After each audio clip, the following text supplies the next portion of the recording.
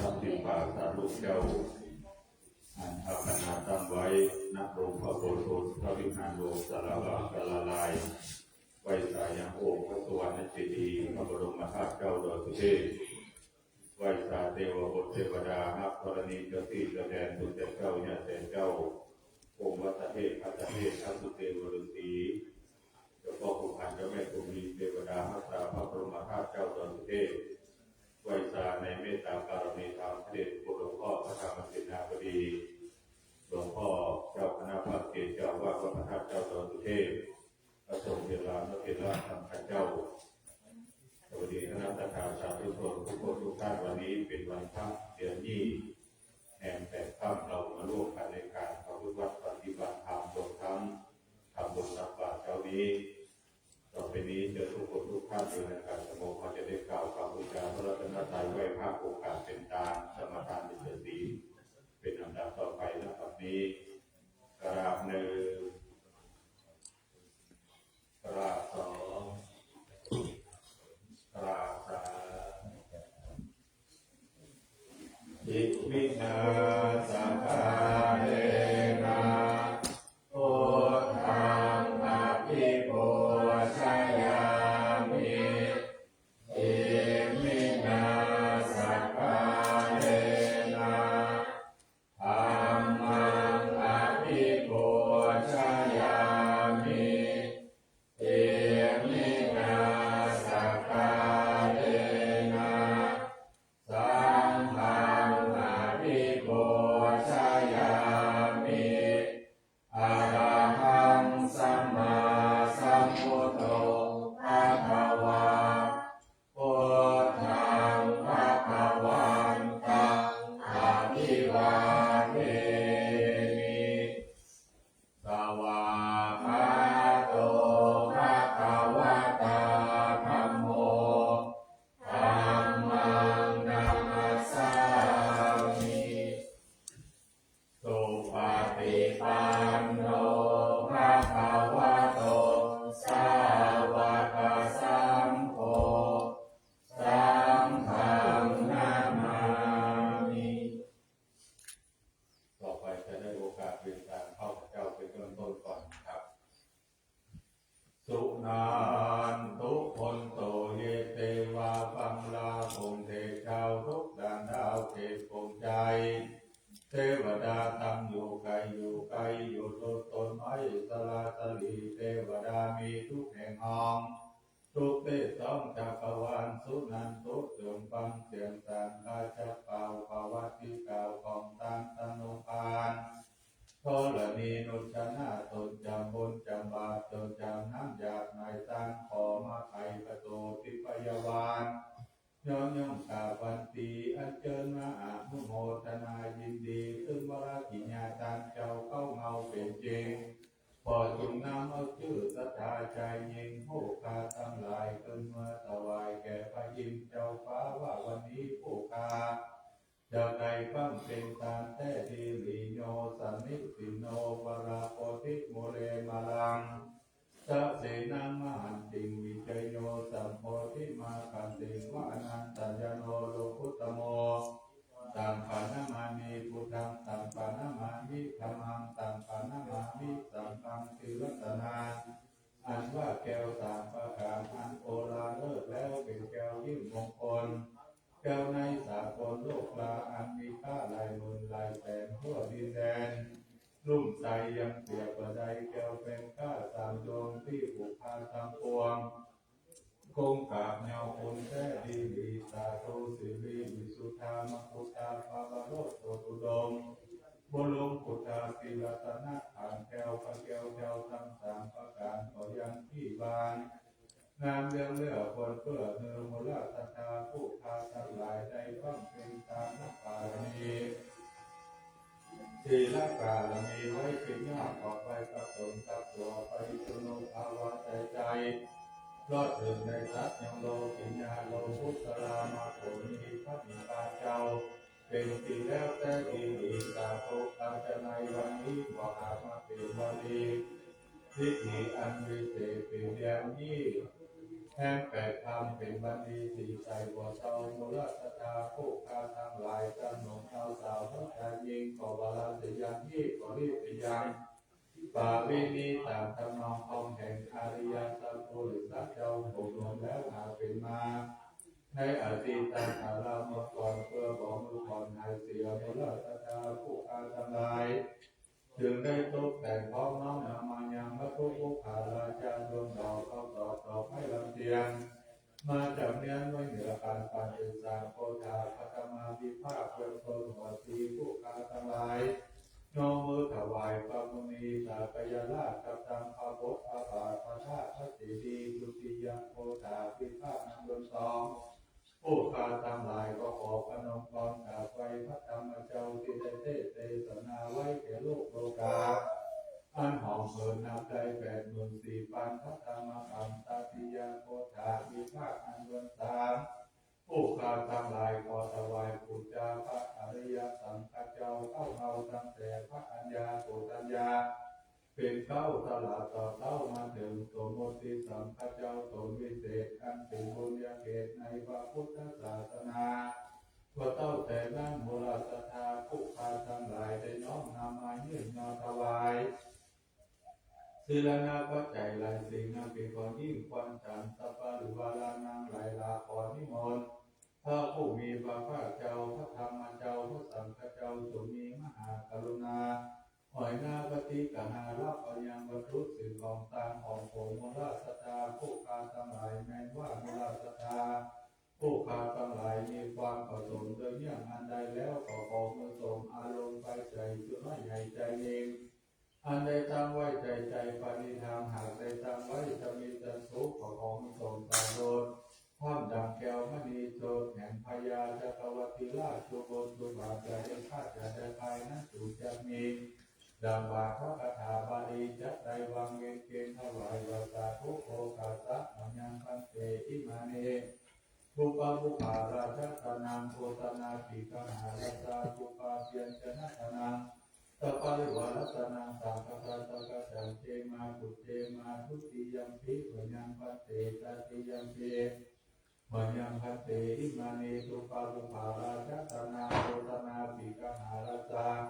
สุปาเพียรชนะตานังตปาริวารัตนังสังฆปะตะกะจันเจมาปุเจมาทุโตโนธโมโนสัพโพโนอังหาการติภะตังหิตายาสุขายายาวานิปาลิกามาทิตโนสุภาภุภาราชตานังอเปตาตาตาลนา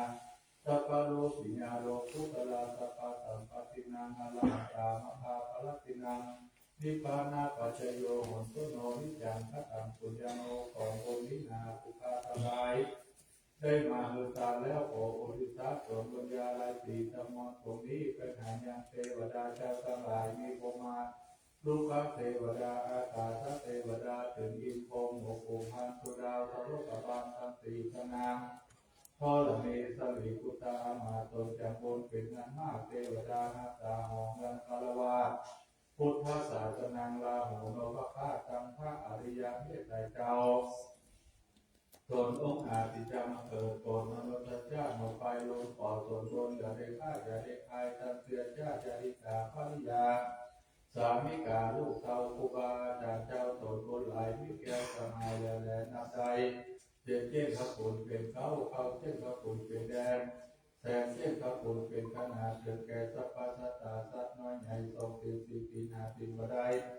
ถ้าตัวมีปีวิมลโหนากาสัตว์ตัวได้ข้ามพาลาวีจงมาพักษาอนุโมทนาในทีฆากาลปัจนี้นะจุงจักมีเรื่องแต่ดีนะโมวิสุทธังติภเวกานังพุทธังธัมมังสังฆังกายเยนะวาจาสัพพันโตสังฆมังตุโน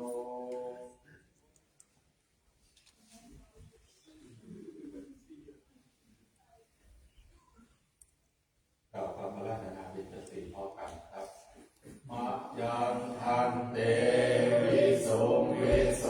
รักขานาทายาเดสาวะเนนัสสานาปัญจศีลานิยาจามาตุ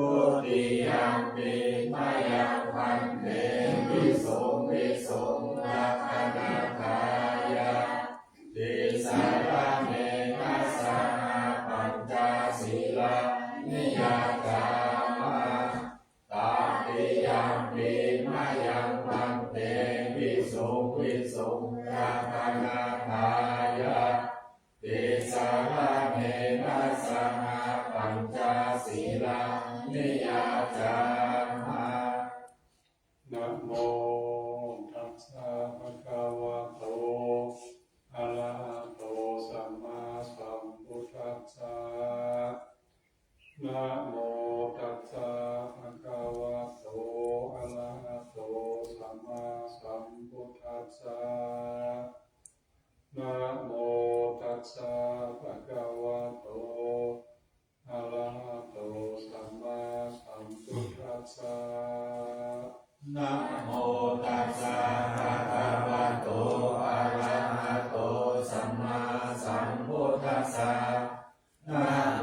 ตัสสะภะคะวะโตอะระหะโตสัมมาสัมพุทธัสสะนะโมตัสสะภะคะวะโตอะระหะโตสัมมาสัมพุทธัสสะพุทธังสรณังคัจฉามิ พุทธังสรณังคัจฉามิ ธัมมังสรณังคัจฉามิ ธัมมังสรณังคัจฉามิ สังฆังสรณังคัจฉามิ สังฆังสรณังคัจฉามิ ทุติยัมปิพุทธังสรณังคัจฉามิ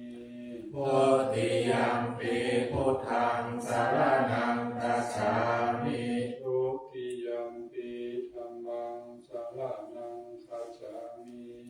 พุติยัมปิธัมมังสรณังคัจฉา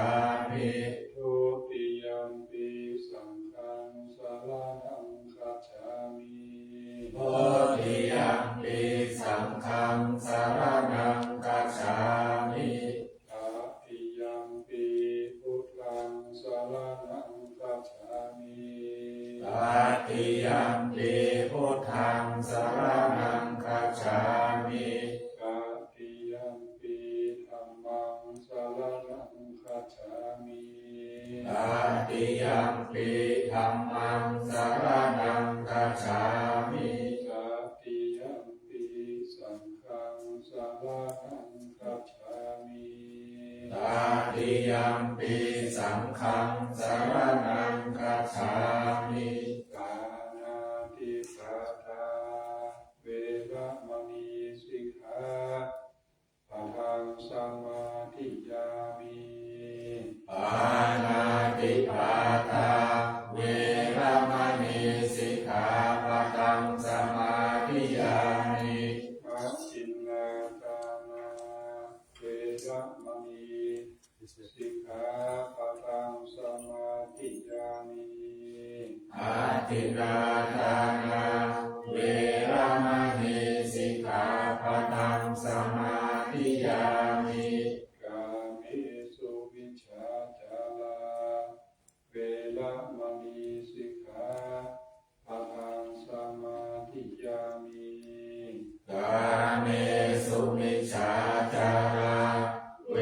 ระมณีสิกขาปะทังสมาธิยามิ มุสาวาท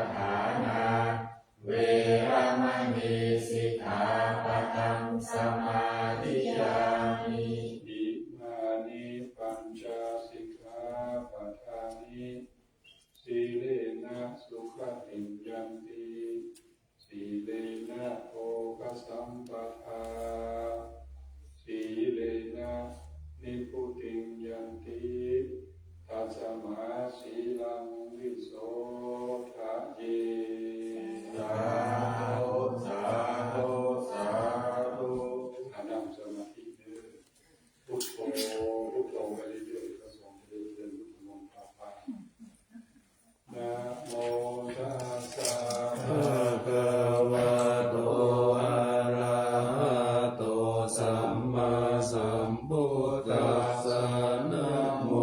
ตัสสะภะคะวะโตอะระหะโต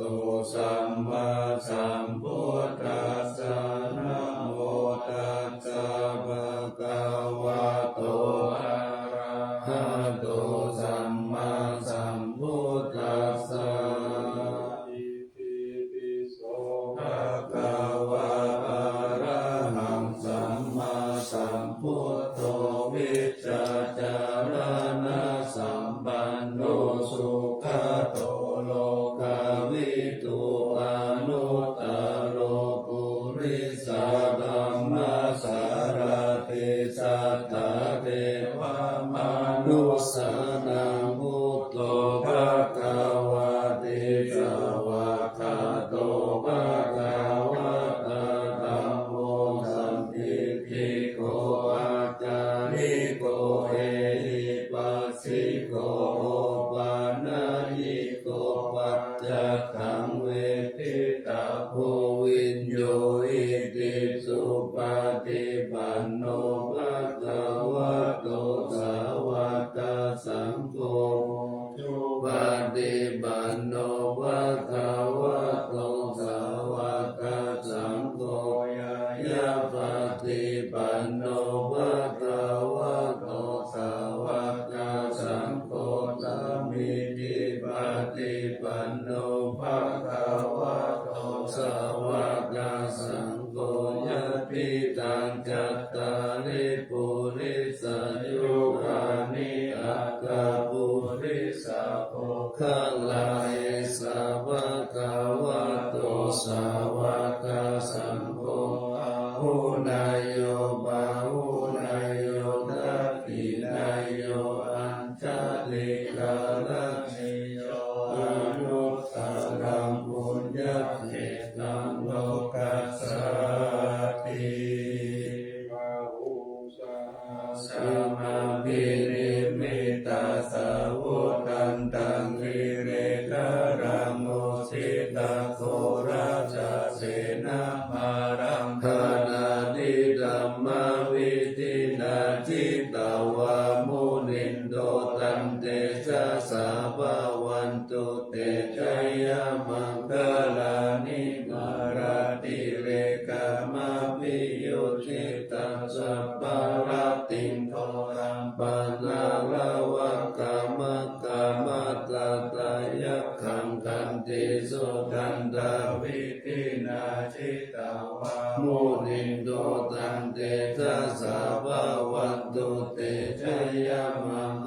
ลานินาภาคิริกาชาวะปังอาติอันตาภูตังนาวะกิจกามัสสนิวัสโสกาลุนันตังเมตัมปุเสกาเวทินาสิกาวามุนินโตตันเตชะสาภาวันตุเตชะยะมังคลานิโอเกตากะกะมัตติหัสสะสุการุนันตังกาวันติโยชนะปะทังกุลิมาลาวันตังอิติปิสังฆตามโนจิตาวามุนินโตตันเตชะสาภาวันโตเตชะยะมังคลานิกัตตนะกะตะมุตตะลังอิวะคาปินิยาจินจายะทุตวัจจนะจนะกายามัสสิ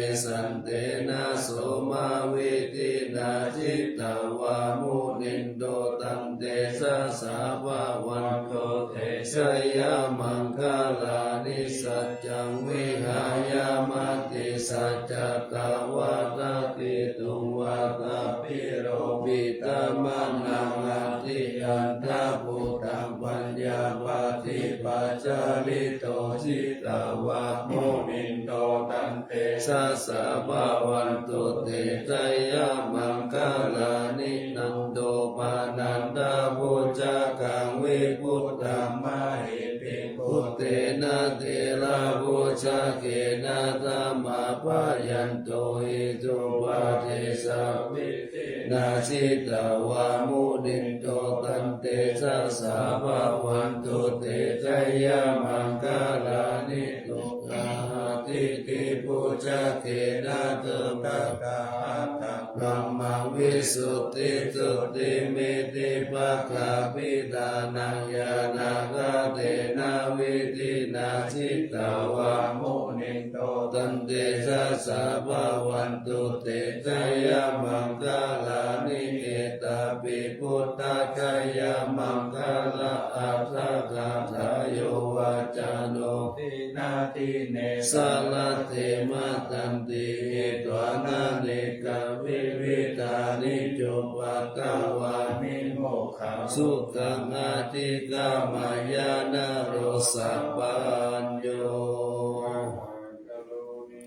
นาโดนิตายาสัพพปานินาภูเรตวะปารามิสัพพะปัตโตสัมโพธิมุตตะมะเมเตนะสัจจวัจเจนะโหตุเตชะยะมังคลังสยันโตโพธิยาโมเลสักกายานังนันติวังตโนเอวังตาวังเวจโยโหอิจยะสุจยะมังคเลอะปาราสิกาปัลลังเกสิเสปะทาวิปุคะเลอะปิเสเกสัพพะพุทธานังอาคัปปะโตภาโวทัตติจุนะกะตังสุมังคลังสุปะภะตังสุโหติตังสุขาโนสุโมโหโตจักสุยิตังลัมมะจาริสุปะทักขินังกายกัมมังวาจากัมมังปะทักขิ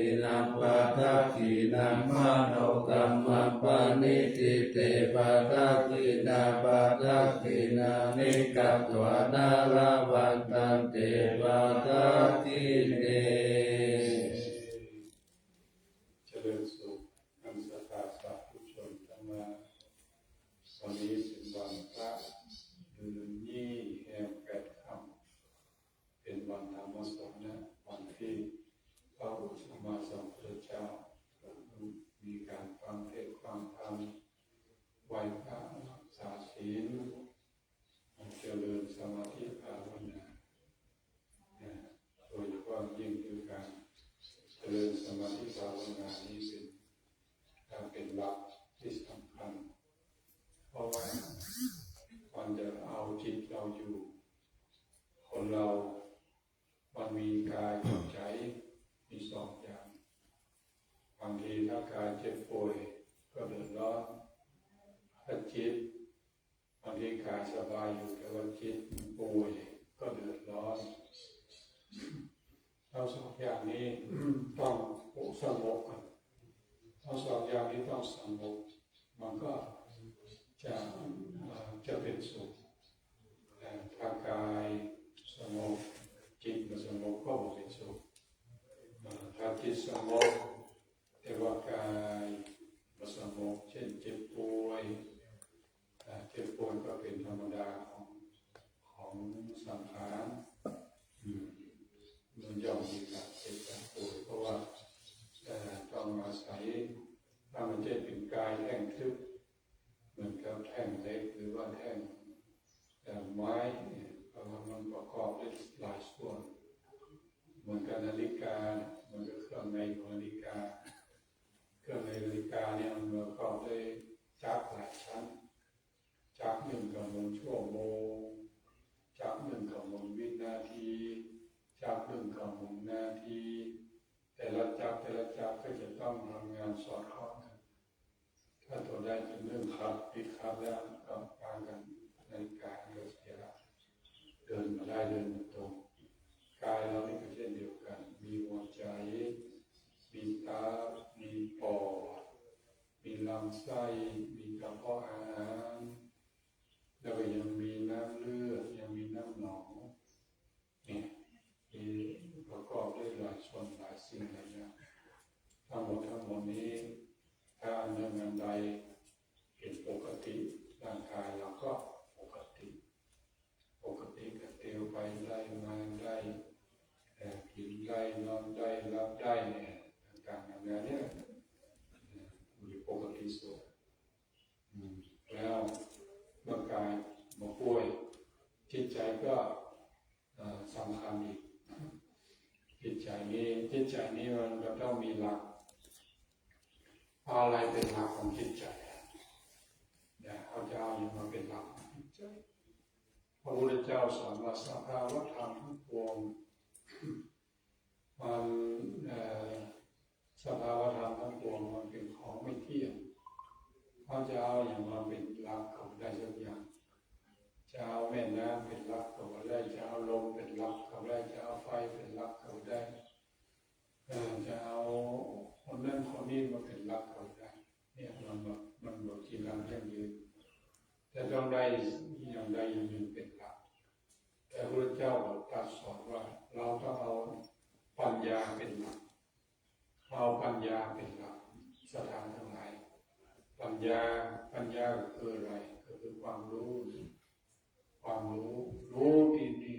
ต้องรู้นะเป็นรู้ชอบถ้ารู้ผิดก็เอามาเป็นหลักพึ่งก็ไม่ได้ละเพราะว่ารู้ผิดมันก็ถูกขอโทษถ้ารู้ถูกมันถึงจะมีสุขพอมีทุกข์พอมีโทษก็เป็นความสุขได้แต่ถ้าเอาปัญญาเป็นหลักถ้าปัญญาเป็นหลักปัญญาที่จะประกอบด้วยเป็นเพราะว่าปัญญาชอบสมมติปัญญาชอบจะเกิดจากที่ในธรรมหลักธรรมของพระพุทธเจ้าเช่นคำว่าสัมมาทิฏฐิเห็นชอบแต่เห็นในที่ถูกในที่ต้องเห็นอย่างเห็นชอบเห็นอริยสัจทั้งสี่เห็นทุกข์เห็นเหตุเกิดแห่งทุกข์อันนี้เป็นทุกข์นี่ก็หมายความว่าตั้งแต่การเกิดการแก่การเจ็บการตายเนี่ยเป็นทุกข์เหตุแห่งทุกข์นั่นคือความอยากพระพุทธเจ้าว่าอันนี้เป็นเหตุแห่งทุกข์คือความอยากคืออะไรในใจในจิตในใจของเรามีทุกคนตั้งแต่อยากเอาอยากน้ำอยากได้เสื้ออยากได้ผ้าอยากได้นั้นอยากได้นี้อยากได้งามอยากได้อายุยืนอยากทุกสิ่งทุกอย่างมันมีความอยากในความอยากนั้นก็เมื่อมีความอยากแล้วสิ่งที่ตามอยู่ความอยากมาก็คือความลำบากความลำบากนั้นมันตามความอยากเพราะอะไรเพราะเหมือนเราจะขึ้นบันไดความอยากจะขึ้นบันไดมันเจ็ดติดเปียงหรอกบันไดมันขึ้นสูงขึ้นอย่างบันไดหน้าเขาเนี่ยมันเจ็ดมันจะเปียงเวลาเราไต่บันไดหน้าขึ้นมาเนี่ยถ้าจะมาสุดเนี่ยมันต้องยาวมันต้องหลายคันแต่ต้องนิดต้องเหนื่อยเห็นไหมแค่เราอยากขึ้นบันไดแต่มันก็ยังนิดยังเหนื่อยยังทำลำบากบางคนขึ้นได้นะคนที่มีอายุหรือว่าคนที่บอกแข็งแรงร่างกายบอกแข็งแรงขึ้นได้นะประเด็นนั้นนี่เว้นแต่ละอ่อนลงน้อยๆกันอันนี้เขาบอกเขามีกำลังมากเขามีแรงดีเขาเป็นเดินไต่ขึ้นมาเนี่ยแค่ความอยากขึ้นบันไดนั้นนะมันก็ทำให้เราลำบากแล้วทำเราอยู่อย่างนี้ความอยากที่อยากแบบนั้นจะมีหลายอยากได้อย่างนี้อยากเป็นนั่นอยากเป็นนี่ทุกสิ่งทุกอย่างนั่นแหละเนี่ยพระพุทธเจ้าสอนว่านี่แหละคือความทุกข์ทุกข์มันเกิดจากตัณหาแหละแล้วก็ยังยิ่งต่อไปพระพุทธเจ้าสอนอริยสัจสี่ต้องดับทุกข์นี่จะมีดับทุกข์ถ้าดับทุกข์ได้นี่ก็จะประหยัดมันก็ไฟถ้าไฟมันลุกได้มันดับเนี่ยมันก็บอกไม่ละบอกร้อนละเป็นไงไฟที่มันมาดับมันร้อนไฟไหม้ป่าหรือไหม้ที่ไหนที่ไหม้อยู่ใกล้ๆเราเนี่ยมันจะร้อนแต่ถ้าดับมันหายร้อนเนี่ยเวลานิพพานเพราะว่ามันหายร้อนนิพพานแต่ว่าร้อนมันดับแต่ว่ามันเย็นนิพพานแปลว่าเย็นในธรรมนะแปลว่าเย็นสิ่งใดเย็นสิ่งนั้นเป็นนิพพานน้ำเย็นกับน้ำนิพพานใจเย็นกับใจนิพพาน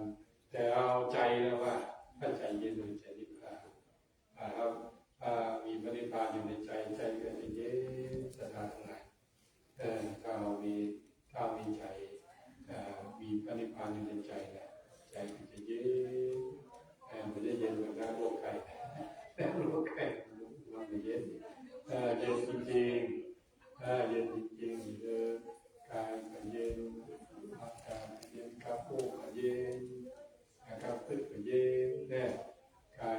ว่าถ้าใจเย็นร่างกายก็เย็นวาจาก็เย็นจิตใจก็เย็นแน่อันเนี้ยเพราะว่ามีหลักอยู่ในใจนี่แหละอันนี้เราเป็นหลักแรงสถานะที่เราทำปัญญาของพระพุทธเจ้าคือนิพพานเลิศ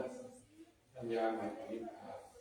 พอพระพุทธเจ้าทำนิพพานเราบาลังสุขังถ้ากิเลสมันดับแล้วมันหมดทุกข์นะมีความทุกข์นี่เป็นยอดละคำสอนเอานั่งภาวนาสถานะภาวนาดับแล้วใช่ไหมเอาว่าพุทโธพุทโธดับแล้วความอยากก็ดับแล้วกิเลสก็ดับแล้วเห็นไหมเนี่ยที่เราถ้าเราทำได้ต่อเนื่องต่อเนื่องก็เป็นนิพพานนะเป็นนะวินแค่ว่าพุทโธพุทโธในใจทำเรื่องพุทโธอย่างเดียวเราไปเอาอย่างอื่นนะทำแล้วความอยากทั้งหลายทั้งปวงทำทุกข์ก็ทำแล้วแค่พุทโธง่ายๆเห็นไหมแค่จะเห็นได้เลยธรรมะของพระเจ้าว่าสัมทิฏฐิโกเห็นได้ด้วยตนเองใช่มาฟังก็บอกแล้วมันจะโอ้มันจะเห็นด้วยตัวเองเห็นได้ด้วยตัวเองว่าแต่ถ้าเรานั่งพุทโธดับแล้วความอยากก็ดับแล้วความให้ได้ดีแล้วการมีเราทำอยากให้ไปทำไปที่ให้ไปละร่วมให้ไปกับต้องไปร่วมเราไปกับเราเสียน้ำมันต้องเสียที่อย่างเราเสียสตางค์ไปละพุทโธต้องมีอย่างเรื่องเนี่ยนะครับพุทโธมีแต่ความรู้มีแต่ความตื่นรู้และสิ่งที่ตามความรู้ความตื่นรู้ไปก็คือสุขความสุขก็ตามความสุขไปหาที่อื่นที่มันหายากนะแต่ถ้าหากับพุทโธง่ายนะจำไม่ได้ทำมันยากหากับพุทโธเนี่ยนั่งโค้งสิความสุขเกิดขึ้นเลยความรู้กระดับเลยเห็นไหมธรรมะคำสอนของพระเจ้าสัมทิฏฐิโกผู้รู้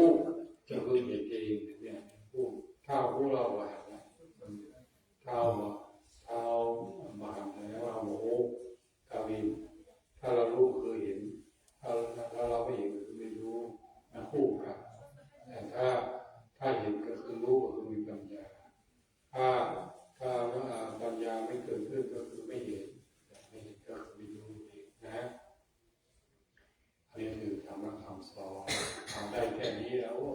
เอาว่าถ้าเราทำเรื่องไปก็สบายไปเลยนะเป็นนั้นก็ขออนุโมทนากับศรัทธาสาธุชนได้มีความเพียรรับในบุญกุศลในการร่วมทำบุญในวันนี้ก็มีความสัมยืนมีความสุขกายสบายใจไปผู้คนด้วยเถิดสาธุ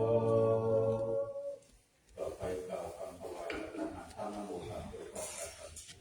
นะโมตัสสะภะคะวะโตอะระหะโตสัมมาสัมพุทธัสสะนะโมตัสสะภะคะวะโตอะระหะโตสัมมาสัมพุทธัสสะนะโมตัสสะภะคะวะโตอะระหะโตสัมมาสัมพุทธัสสะอิมานิมะยังพันเตปัตตานิสัพปะริวารานิภิกขุสัพพะสะโอโนชยามะสาธุโนพันเตภิกขุสัมโฆอิมานิปัตตานิสัพพะริวารานิปฏิคันหาโตยัมหากังอิคารตังอิตายะสุขายะข้าแด่พระสงฆ์ผู้เจริญขอพระสงฆ์จงรับและรับทราบข้าพเจ้าทั้งหลาย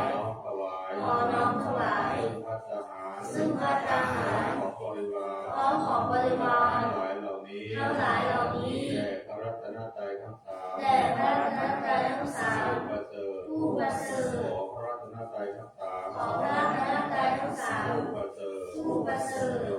จงรับ ซึ่งภัตตาหาร ซึ่งภัตตาหาร ของบริวาร พร้อมของบริวาร ทั้งหลายเหล่านี้ ทั้งหลายเหล่านี้ ของข้าพเจ้าทั้งหลาย ของข้าพเจ้าทั้งหลาย เพื่อประโยชน์ เพื่อประโยชน์ เพื่อความสุข เพื่อความสุ เพื่อ ข ความเจริญ เพื่อความเจริญ แก่ข้าพเจ้าทั้งหลายด้วย แก่ข้าพเจ้าทั้งหลาย แก่ปิยชนทั้งหลาย แก่ปิยชนทั้งหลาย บิดามารดา มีบิดามารดา เป็นต้นด้วย เป็นต้นด้วย สรรพสัตว์ทั้งหลายด้วย แก่สรรพสัตว์ทั้งหลายด้วย เทวบุตรเทวดาด้วย แด่เทวบุตรเทวดาด้วย ตลอดกาลและนานเทอ ต ญ ลอดกาลและนานเทอญ สาธุ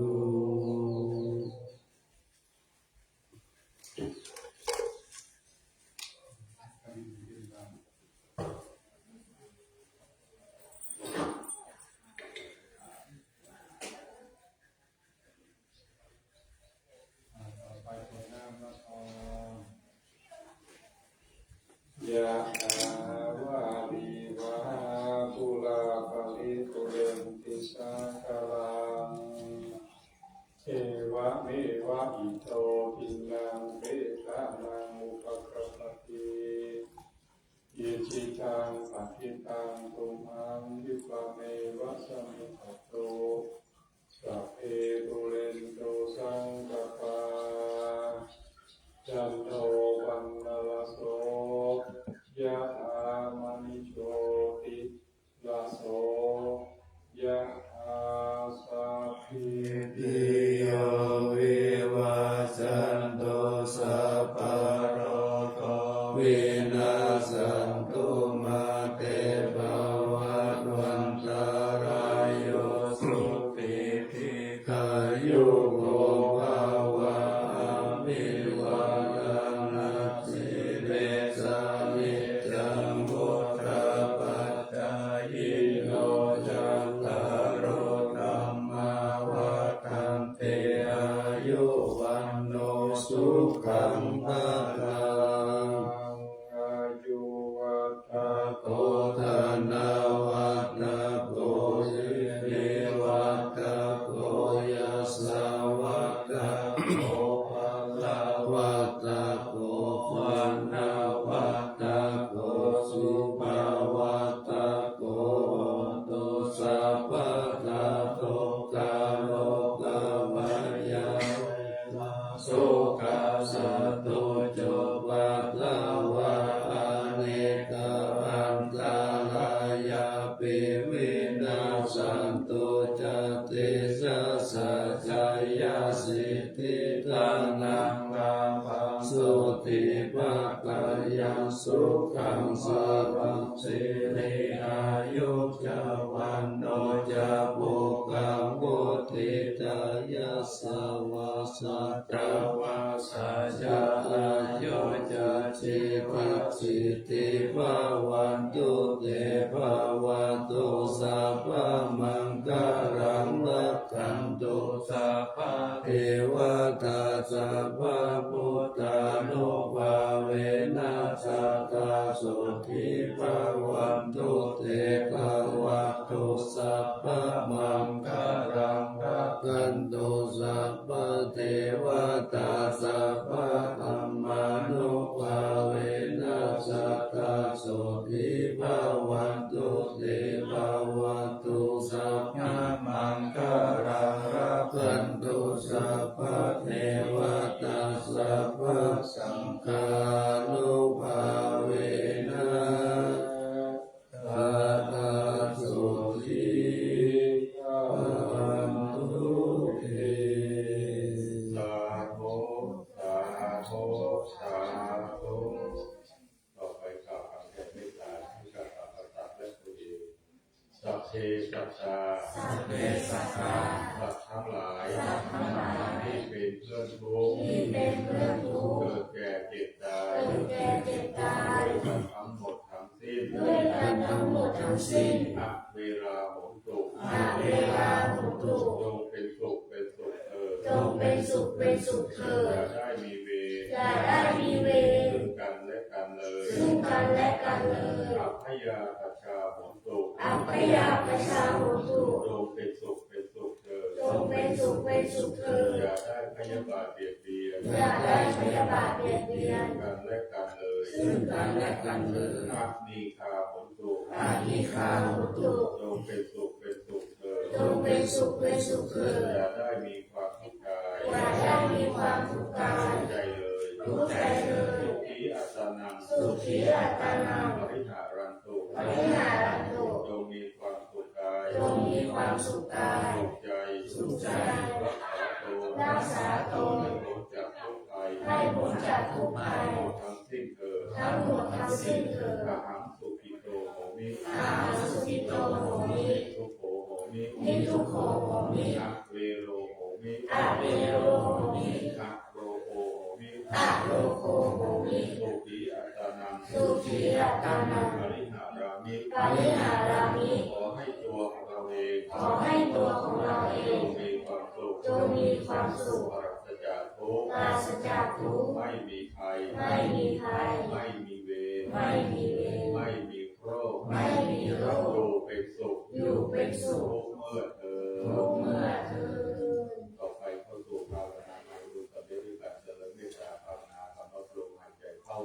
ลมหายใจออกถ้าเข้าพูดลมหายใจเข้าออก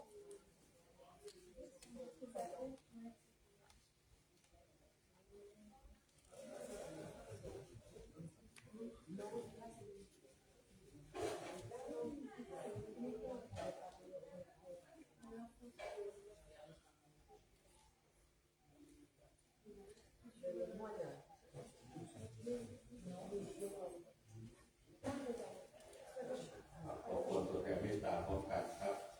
ทิตังทานา ธัมมังนิพพานาปัจจายโยโหตุโนนิจังอิตังสีลธัมมังนิพพานาปัจจายโยโหตุโนนิจังอิตังภาวนาธัมมังนิพพานาปัจจายโยโหตุโนนิจังยังกินจิตกุศล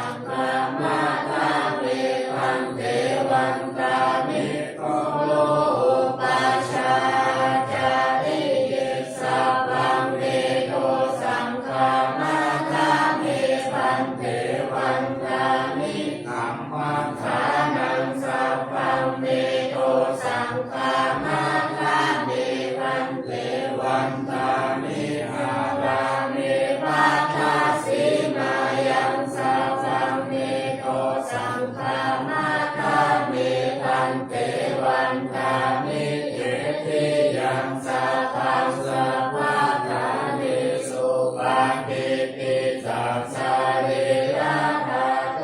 มหาโพธิพุทธาโลกังสักกาลังสัพพะกะโลเกเทวะโลเกพระมะโลเกสัมโพธิเปรังกาติเปสาลีรัตถะโตโยเปสาคาโตโยอะระหันตาคาโตโยเกติยันตังนาโพธิจตุราเสเตสานาเสนังวัฏสันเตสัพเพสัมปาทาเสติยังนะหังวันทามิสัพพะโสกับหนึ่งกับสองตลาดสาม ได้เวลาก็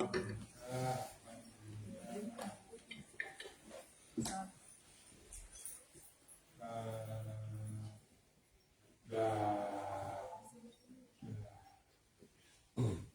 นะโมตัสสะ ภะคะวะโตอะระหะโตสัมมาสัมพุทธัสสะนะโมตัสสะภะคะวะโตอะระหะโตสัมมาสัมพุทธัสสะนะโมตัสสะภะคะวะโต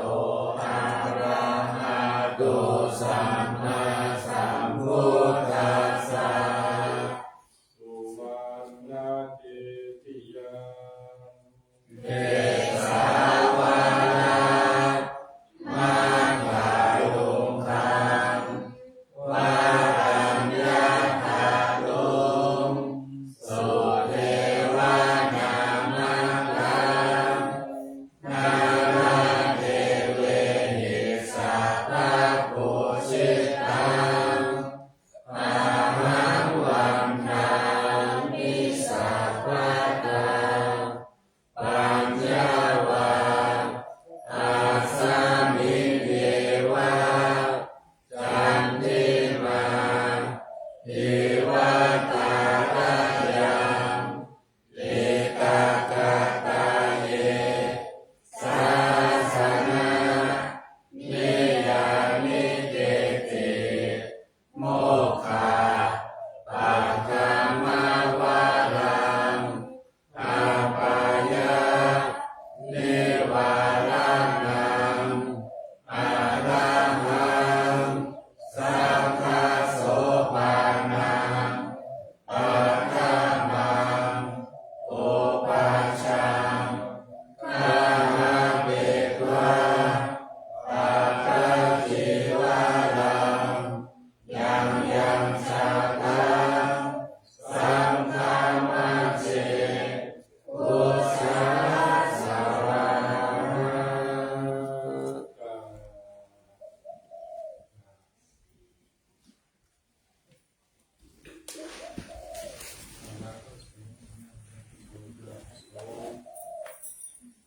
กล่าวคำลาพระสงฆ์ครับฐานทานิมยังอันเตปัจจามาปุติจามยาอุปาลนิยา ยัสสะภูเอกาลังปัญญาปฏิสตาทั้งหลายได้มาบำเพ็ญบุญบำเพ็ญกุศลเป็นที่สำเร็จเสร็จสิ้นเรียบร้อยแล้วจำเป็นจะต้องการขึ้นสู่เขตน้ำบ้านช่องห้องออกของตนอยู่ก็พอให้มีใจไปก็พอให้มีโชคมีลาภรักก็พอให้มีเงินหมื่นดื่มก็พอให้ได้เงินแสน ข้าแม่ตายมาที่มาครับขึ้นทำการงานใดคนมีความเจริญรุ่งเรืองเป็นที่รักจำเริญใจ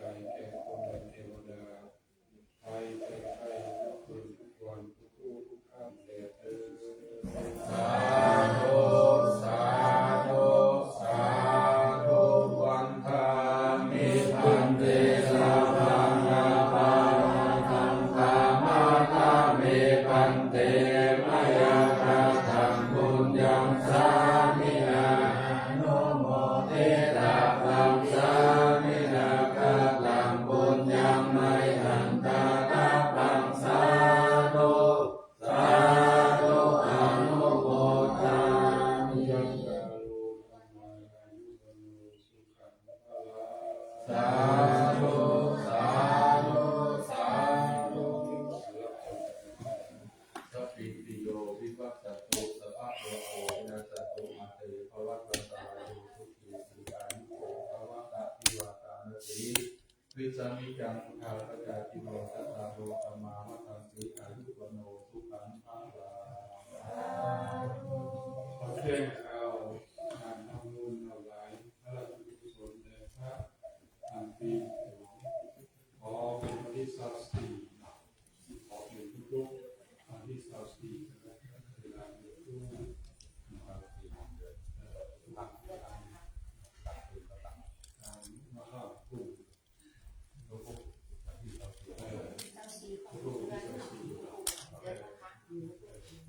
เดือนละครั้งเดือนละโลกเราที่มาที่24